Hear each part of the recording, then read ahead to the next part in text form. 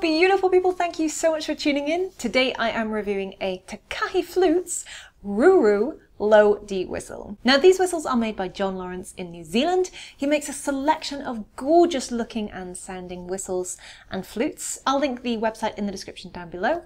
And I purchased this whistle for just under $60. So it's another affordable low whistle that might be the low whistle for you if you're thinking of trying one. If you're in the US, Europe or UK, I mean, they're coming from New Zealand, so you will have to pay postage costs. But to be honest, even with postage, which wasn't very expensive, this is still a very affordable low whistle to get started with. Now, if I show you some close-ups of this whistle, you'll see that the mouthpiece is a similar design to the Becker whistles I showed you guys last week. But we do have a wooden polished fipple here, and the whistle itself is made from PVC. As we go down, we'll see Ruru, which is the name of the particular whistle, rather than the brand itself. And as we move further down the whistle, you can see the finger spacing and the holes here.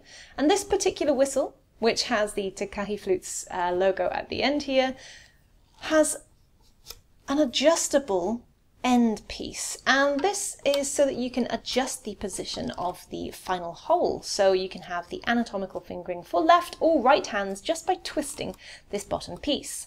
Also, we have this fluted ending here, which helps to give this whistle its unique tone and helps to balance the overall sound of the whistle, also giving it that gorgeous mellow and rich sound. Now this particular whistle is quite long for a low D whistle, and that is because of this fluted end here, which does give a little extra length past the final hole.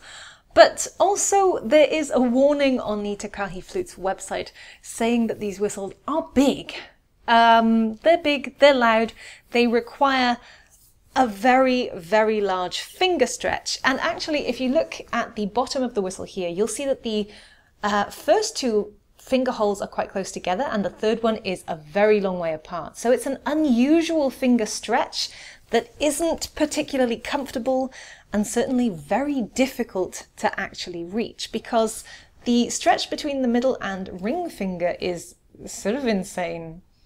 It's really, really difficult to play. Actually, I've not really had many low D whistles that I've struggled to play, but this unfortunately is definitely one of them. Let's see if we can get any sound out of it.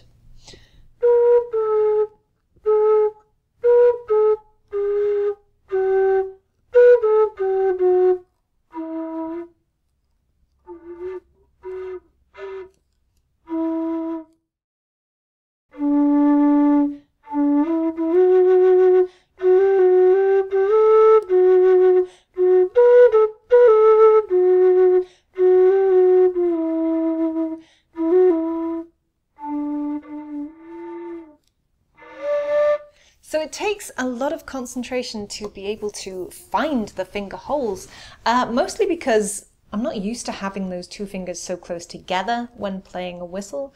Typically the finger spacing would be more even, maybe with a larger gap between the ring and middle finger, but that is very unusual. It doesn't take too much air to hit the higher notes on this whistle. You don't need a lot of breath. The windway is doing the work for you, so you can hit the high notes pretty easily. It's actually very well balanced. The high notes aren't much louder than the lower notes. In fact, I'd say they're very, very balanced. It's one of the most balanced whistles I've played.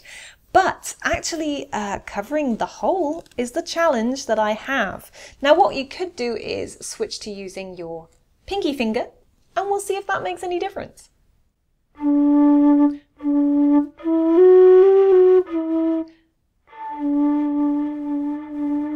So we have improvement there switching to the pinky finger. And if you do use your little finger, you can actually sit your ring finger on the gap there relatively comfortably.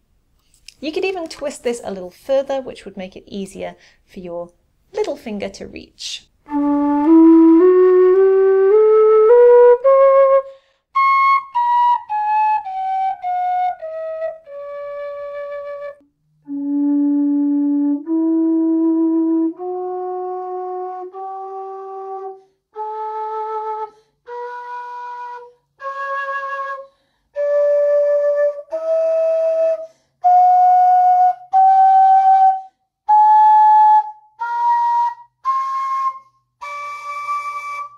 So I'd suggest if you have small hands, or if you don't fancy using your little finger as the bottom hole coverage, this might not be the whistle for you. But if you have larger hands, longer fingers, or hands that spread really easily, and you don't mind giving that pinky finger a go, you might be able to enjoy the benefits of this gorgeous sounding whistle. So let's see if we can play something, so I can show you how it actually sounds.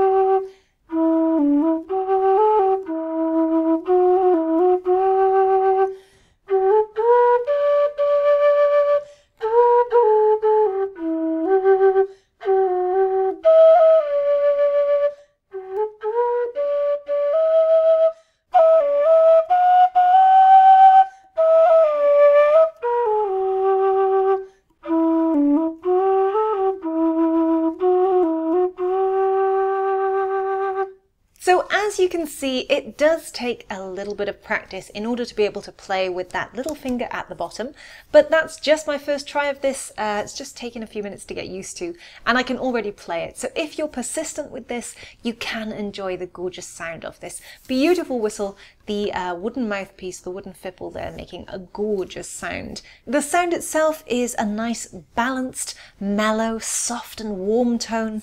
Does have that little edge of brightness to it, which is really great. It certainly has a sort of a rich and expensive, impressive kind of sound to it. It's not overly loud, but again, it's not a quiet whistle. So one you could play anywhere really, whether that's in the house, whether that's at an event or a session, you'd be fine with this whistle either way. So that is it from me today. I hope you enjoyed this review. Thank you so much for watching. Obviously it is thanks to the support of you guys that I'm able to buy whistles like this and all the whistles that I've shown you and reviewed here on my channel, and that is because of your support. So if you did enjoy this video, you'd like to see me buy more whistles to show you guys, you'll find a super thanks button here on YouTube, which means you can support me directly here on YouTube. Always watch the ads, that helps me out a treat. Also, you guys can support me on Ko-fi and Patreon. Don't forget, if you want to check out these whistles, you'll find the website linked in the description down below. The tune today was Celtic Hymn, which I'll pop on screen right here for the tutorial, and you might enjoy some of my other affordable whistle reviews. Thanks for watching, happy whistling, bye!